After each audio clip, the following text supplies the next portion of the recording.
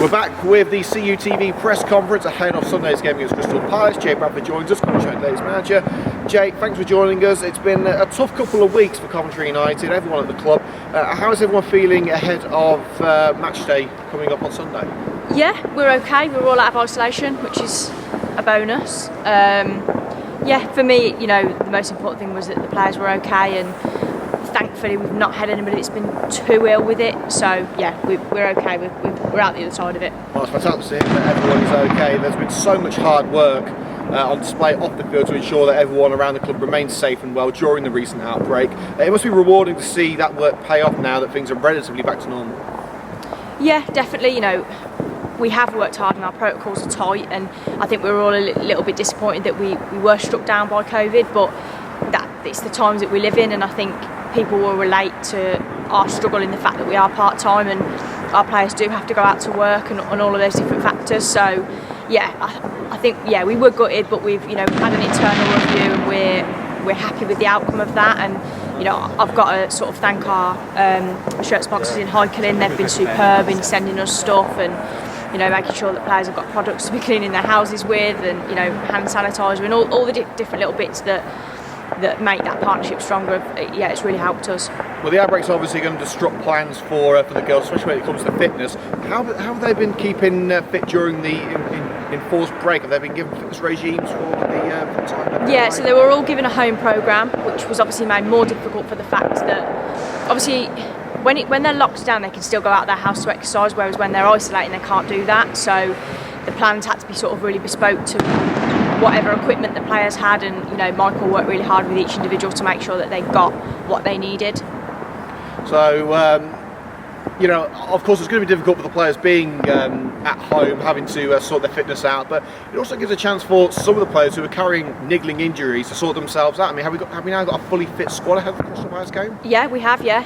And again, yeah, that was a positive to come out of it, that, like you say, people have got sort of little niggles, and actually people that are just not playing with injuries, but that just have little things, I don't know, maybe a bit of an ankle strain that they play with, and they've played with it for years. It's just given us a little bit of time to correct those things. So yeah, that is probably one of the positives to come out of it.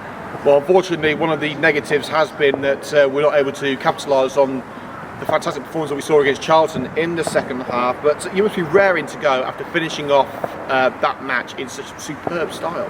Yeah, and the last time we won, so when we beat London Bees, we had 2 weeks off.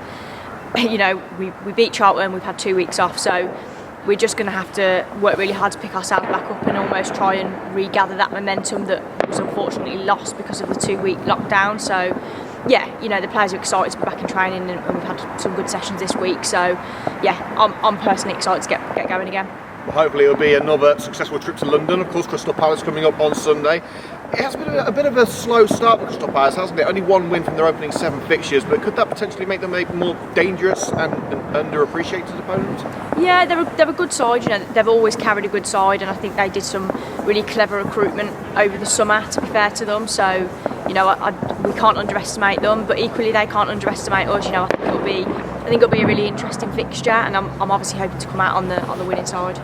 Over the years, we've played Crystal Palace on numerous occasions, and they've often been a very frustrating team to play. We've had some frustrating games with few chances for either sides. Are you expecting a similar sort of match? Yeah, they're still managed by the same staff, so they'll always have that little bit of grit that they've always had. But equally, I've been here a long time now as well, so we'll also carry some traits that we've had for a few years. So, like I said, I think it'll be an interesting fixture, but I think we're up for that challenge, and I think if we can do what we did against Charlton second half, I think I'll be confident that we can go and get 3 points. And finally, as you say, you've been here for a while at Coventry United Ladies. You've seen some big changes in the club's media, from just photos to commentary, then match highlights, and now for the first time ever on Sunday, a full match stream, which will be on Coventry United TV. In these days of behind the closed doors matches, how important is it to keep our fan base as close to the action as possible? It's massive. It's so important, because I think people do miss their sport, and I think yes, the Premier League's on the telly, but if you support a local side and you're from this city, I think you really crave that sort of that football fix from your side. So the fact that we can go and give our fans that, I think it's special, and I think it just shows where the club's going and you know, strides that we're taking in the game. So I'm really pleased that we're able to do it. Fingers crossed we can give them a real show on Sunday. Jay, thanks for joining us. Thank you. In part 2 of today's press conference, we're here with, well, I'm sure you recognise the goggles. It's Katy Morris, Coventry United midfielder. Katy, football is back this weekend. Are you looking forward to returning to the pitch? Yeah, definitely. Especially after the week we've had. Proper excited to get back on the pitch for sure.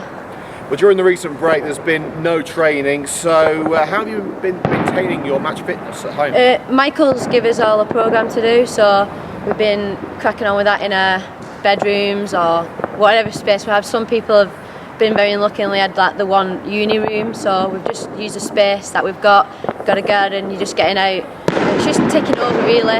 Obviously there's only so much you can do, but yeah, Michael set a good programme to keep us going. Well, over the first couple of months of the season, you've had to bide your time for your opportunities. When you're selected for the bench, do you stay motivated? How do you stay motivated during the match, I should say, so you're ready to make an impact? What do you do on the bench to make sure that you're ready to go? Yeah, like, obviously it's difficult because you just want to play, but you've got to take your chance when it comes, and you know you're going to get an opportunity eventually. It's a long season, it's a big squad, and there's competition for places, so you just got to be ready to, when you're called upon, that you take that chance, because it's not going to come around so much. So the time that you get, just got to take advantage of it. So and I know I'll get a chance, so just got to keep motivated to keep going, really take it. Well, as you say, there is a vast array of midfield options at Jay's disposal, some very good ones as well. One of the most congested midfield options really in the entire league. So what does it take to earn a permanent spot in the starting 11? You've got to train well, you've got to play well. Luckily we've got a good squad, so we've got a lot of competition, especially like you say in the midfield, but that only makes us better, you know, playing with better players. You've got to play in training how you're going to play in a match, so it's keeping that consistency as well in a game, in training, to earn your spot really. And then if you come off the bench, try and make as much of an impact as you can and just give your all really. It's a lot of hard work and graft and just keep trying to bang at that door to get a spot in the team. Well, you certainly changed the game last time out against Charleston. Yourself and Beppermate came on at half-time and the game completely changed from there. Can you keep that form going from a personal and team perspective? Yeah, of course. We believe in ourselves. All week we've been talking to each other, keeping in contact. The morale of the team is high, regardless of what the situation we've been in. We've been through it together, and we're definitely looking to get full 3 points from Palace. You go into every game believing in yourself that you can take 3 points no matter who your competition is. So I don't see why we can't carry on and just go into this game like it's any other. Well, talking of Crystal Palace, I mean, it's bonfire night tonight. You're expecting a few bonfires a few fireworks from Crystal Palace? Yeah, of course. I think they're a much improved team this season. Everyone in the league is, to be honest. There's no easy games. But yeah, they're going to come at us. I think like going forward, they've got a lot of pace, so they're going to challenge us for sure. So we need to be on our game and make sure we're going into this game ready and prepared. And I know the girls will be. There's some that can't be there, unfortunately, on Sunday because obviously the ongoing situation. But we're sticking together, and we're going to make sure that we're going to give our all and make sure it's a good game for us. And finally, it's always a happier trip home from an away day when you're coming home with the victory. Is that joyous journey home a big motivation for the squad with a difficult voyage like this to come? Yeah, especially when you're travelling such a long way. If you're taking that 3 points home, you're just happy, and the travel on it flies. So when you're going down there, all you're thinking about is the game. What impact can you do? What's your role today? Are you cheering from the side? Are you making sure you're ready to come on if you're called upon? Are you starting? Are you ready from the start of the whistle? And you're just making sure that the journey back feels shorter because you've done and got what you needed to get and given the performance that is expected.